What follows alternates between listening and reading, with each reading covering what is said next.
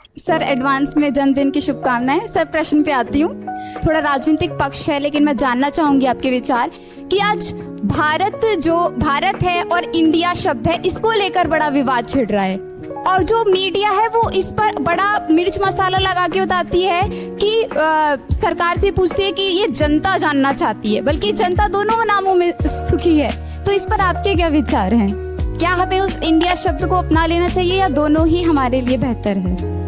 देखिए, मैं फिर कहूंगा कि मुद्दों को ना अलग करके समझना पड़ेगा।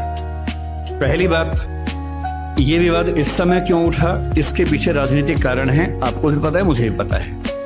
मेरी अपनी समझ ये है कि दो तरह से मुद्दे को देखना है। पहली बात, ये उठा क्यों, और दूसरी बात, सही क्या है, गलत क्या है। अब आते हैं इस सवाल पर कि भारत और इंडिया में से क्या सही है। संविधान सभा में इस पर खूब बहस हुई थी। यह हमारे संविधान का अनुच्छेद 1 है और उसमें लिखा हुआ है, India that is Bharat shall be A union of states.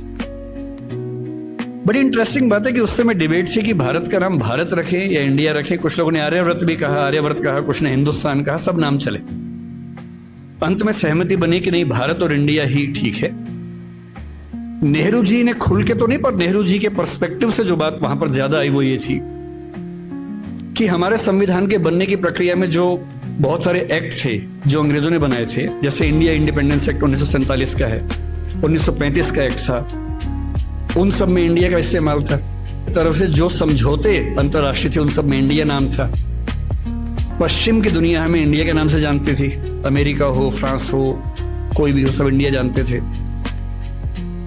Nehru ji का मिजाज जो था वो ये भी था कि हमें ग्लोबल पर्सपेक्टिव में चीजों को देखना है, पूरी दुनिया से संवाद करना है, क्योंकि उनकी रुचि अंतरराष्ट्रीय मुद्दों में ज्यादा थी, बहुत ज्यादा थी। मेरे ख्याल से इन सब वजहों से तय हुआ कि हम अपना नाम इंडिया रखेंगे, पर इंडिया के बराबर महत्व भारत का भी रहेगा। तो लिखा गया India that is Bharat. India जो कि भारत है, राज्यों का एक संघ होगा।